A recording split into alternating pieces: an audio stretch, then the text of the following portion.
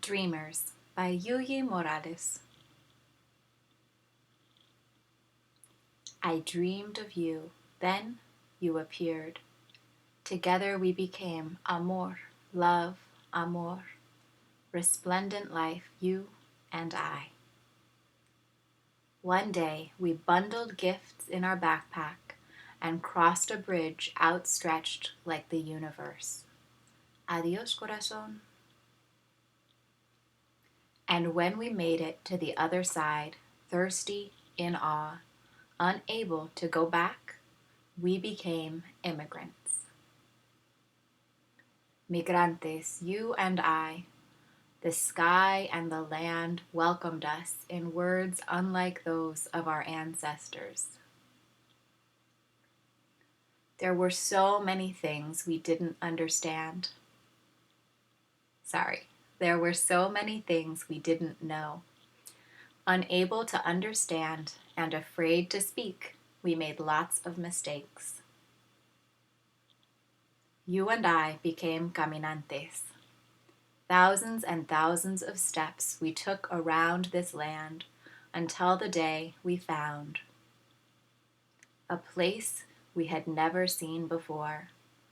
Suspicious, improbable, unbelievable, surprising, unimaginable.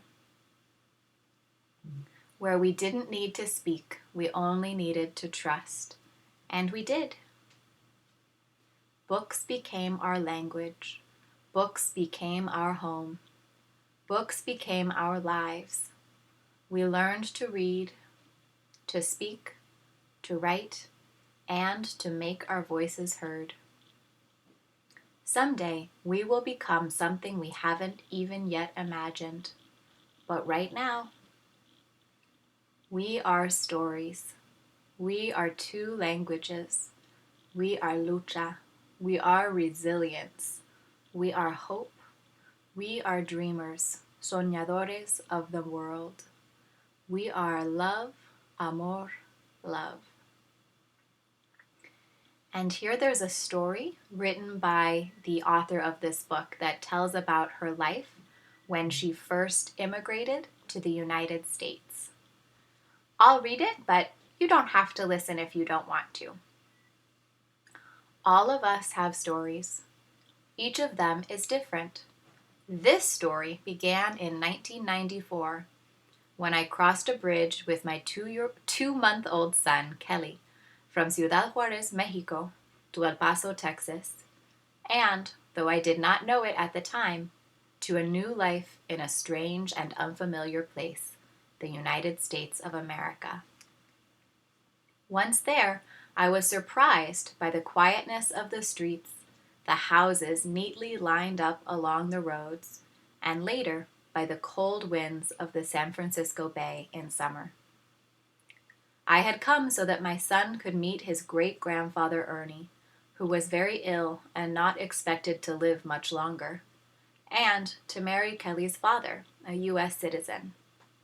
I wanted to return to Mexico soon afterward, but was shocked to learn that because of U.S. immigration rules and my new status as a permanent resident, I was now expected to remain in the United States.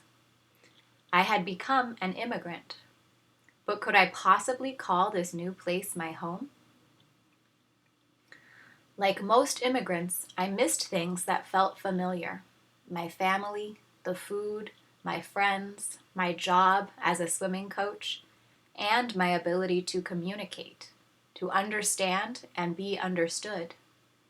In this new place where I did not speak the language, it was as if no one seemed to notice I existed, as if my words and actions didn't count. In those first days, I constantly wondered if I would ever find a place where I felt valued. Then, one day, Kelly's grandmother brought us to a building that would change our lives forever. We discovered the public library, and it was spectacular. I had never been to a place where you could just take books from the shelves without asking and without being scolded for taking them.